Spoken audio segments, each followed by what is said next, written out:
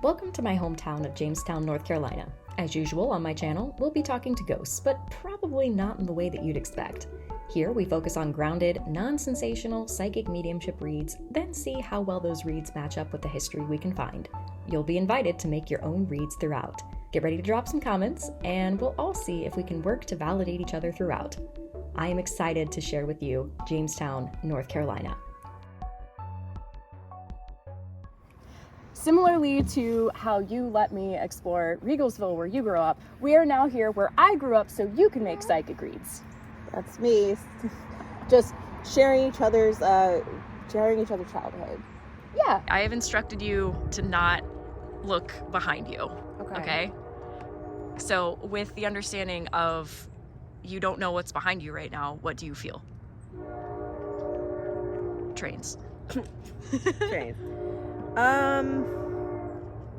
Before Katharayn gives their reads, here is your chance to make your own. Look beyond what you see with your physical eyes and hear with your physical ears. What more can you see with your inner eye? What do you feel? What do you sense? Leave a comment and let's compare our reads together. I see a house. I see a building. It has stone bottom but wood top. Very busy, lots of people talking, like, hey, move that here. Hey, let's go. We got to keep going forward. There's a smell like wood. Sweat. Heat. I would say it's some kind of mill. There's some kind of mill back there behind me somewhere. It's a pretty decent sized water wheel too, and that powers everything on the inside. I would assume I smell like wood because of the tree, but I think I feel big circles moving in circles, like grinding. Water wheel, yeah, and then it was like big gear, and then it would just and grind everything up. And we use the water to power it up because water moves. Yeah. I need you to understand how huge this is. Even though the house is no longer standing, Katharayn picked up on a house less than a quarter of a mile away that was the first building in Jamestown. The James Mindenhall House was being built in 1765 until the dam made the waters of the Deep River rise above it. Only during droughts can the foundations still be seen on the old bank of where the Deep River used to be. This is the only structure anywhere nearby that fits that description. I literally just moved you backwards. You Right. did not look at what was behind you. I want you to touch the ground and see what's literally right behind you. You want me to touch the ground? Touch the ground. Wait, I'm touching the ground to feel what's behind What's me? behind you? Yeah. Touch the ground to feel what's behind me. Okay, so like there's a lot of different things that just came up at the same time. There's a lot of residual memories in this spot specifically. Mm-hmm. So work happened here. There was fields of things. Not just grain, but also other things. There could have been, I think I see apples, corn, grain, something else. People worked here. I hear songs, like some people singing songs, work songs, things like that. And some went in that direction, some went back this direction. I get that home feeling again. Like there was something here that people like lived in. And I'm still feeling mill. Are you ready? I'm ready. Get up. Am I Turn gonna around. die? You're not gonna die. What am I doing? Am I Look. looking? Look. It is a lake.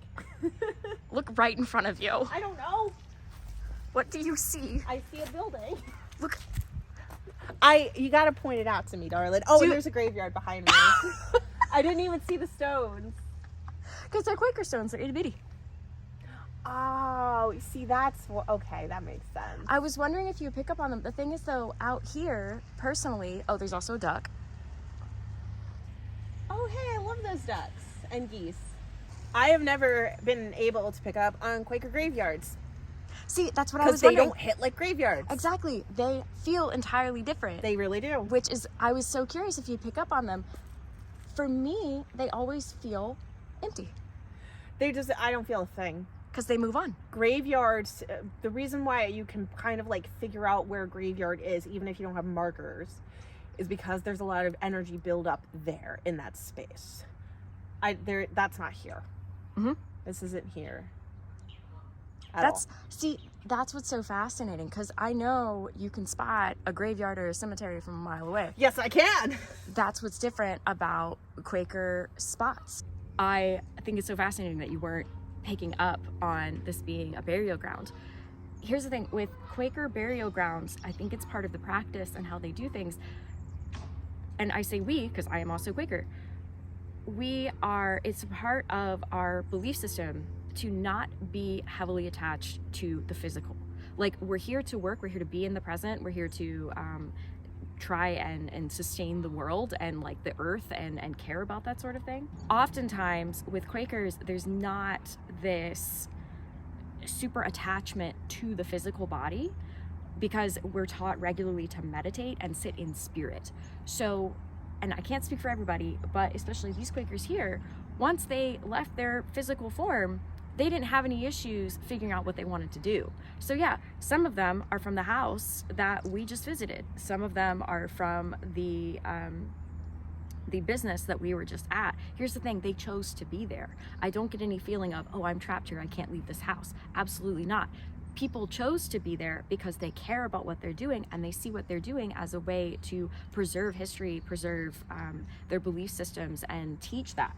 So yeah, I have always loved this burial ground because I never got any weird feelings from it. Even as a child, I would walk through here and it would just feel so clean, which is just, okay, so here's the other thing. I want you to see the lake behind me. So the reason why I got so excited that you picked up on the Which mill, also, I was looking out and I didn't even bother to look down because it did not occur to me this was a graveyard. Like, yeah, there was a mill that was just on the other side of where you see the other side of the lake, okay? That mill was connected, the family was connected to the Mendenhalls, and it's now underneath the lake, but it backed up right against where the river used to be. This is Deep River. So that mill, you can only ever see it, or the foundation of it, when the lake is really low. But I remember before this lake was here, my grandfather knew where that mill was. They built this lake in the time that he was alive. He actually watched them building the dam, which was super exciting for him. He eventually turned into an engineer and architect. So yeah, this whole area, I love that you picked up on the mill and the energy that was still there, because I would not have expected that at all. But it's just around the corner. We'd have to go on another bridge. But yeah, other quick thing on Quaker graveyards and cemeteries, burial grounds, you'll see the stones are very small, and that's done with intention. Quakers, really, they wanted their bodies marked, so they weren't like growing things here eventually and that kind of thing. This was a field at one point, so you were still on mark with that. Quakers didn't want attention to themselves. That's why they traditionally wear very plain clothing. They don't want to bring attention to themselves. They'd much rather have their actions speak for them rather than their words alone. So oftentimes with Quaker graveyards, they're just very simple. You might get a stone on top of somebody that's just like, oh, somebody's buried there. More often though, you would get plants built on top of these people. So bushes, trees, as we see here. I go into this more in the Peace and the Paranormal episode, which was a while back on my YouTube, where it actually gets into more Quaker practices with spirituality. You were right on it. I love that. I do get a kind of addition here. I do feel like there's another old land spirit that's here. So, and I asked you to look down and back rather than look up. I feel like the land spirit here, it's similar to where my grandparents' land is. I get a very similar land spirit there, but it's one who watches over And I think it's one who is developed to be a bit different from how they would have developed before the lake was here. Something tall, something lanky, something with skin that would look more like bark. And that one I don't feel is right here right now. It feels more like across the way a little bit. So it's interesting you also picked up on something historical that would have been there when where the being was as well. So yeah. So the mill that you were talking about, we're behind the park now. It's like right down there, but you can't really see much of it anymore. Oh, okay. But yeah, that's where it be. All right. Oh, I see foundation. You see it? Yep. Yeah. I see foundation. Last thing I want to ask you about that building, and then your work will be done. You've gone around my home, and Can I actually walk towards the building? yes. So this is the building that you were looking at while I was talking, and I was like, oh, buddy. Move on, a quick message from our sponsors, my Patreons. Are you looking for pre-released ghost skits, courses on how to grow your own psychic skill sets? Because yes, anybody can do that. Online community and discussions, live workshops with me, merch, and more. Check out my Patreon. Patreons help me fund this content so I can make learning available to everyone. Everyone deserves to learn and grow and trust their intuition. If you're looking to take the next step in your growth, check out the link in my description.